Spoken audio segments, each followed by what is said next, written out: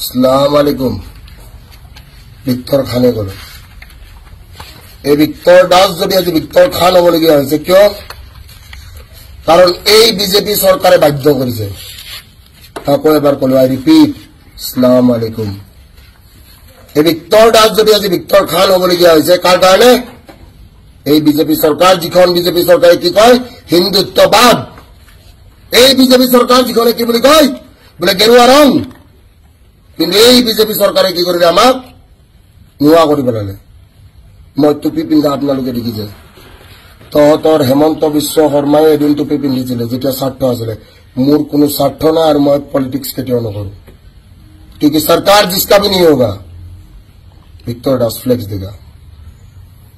দ্বিতীয় প্ৰশ্ন, যোৱাকালি ৰাতিৰ কাহিনী সকলোৱে দেখিছে।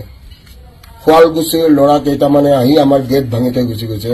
মোৰ মাক কি কৰিছে?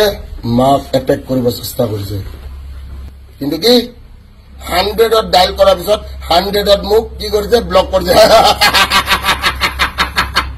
গাৰ্লফ্ৰেণ্ডে ব্লক কৰিলে ভাল লাগে, 100ত ব্লক কৰি দিছে। 100 ইমাৰ্জেঞ্চি নাম্বাৰ। ঠিক আছে। তৃতীয় প্ৰশ্ন, ভিক্টৰ দাসে আগন্তুক কি কৰিব? ভিক্টৰ দাসে ভিক্টৰ সেনাক এটাই মেছেজ দিব যে কি আপুনিও ভুগিছে নেকি গেছৰ সমস্যাত?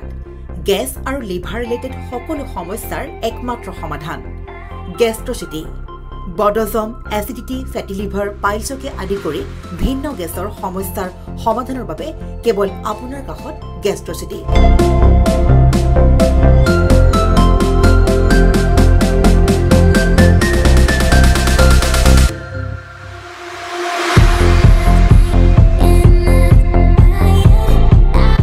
ভিজিট কৰক গেষ্ট্ৰচিটি, গুৱাহাটী, হাতীগাঁও চাৰিআলি। যোগাযোগ নম্বৰ 7577999909।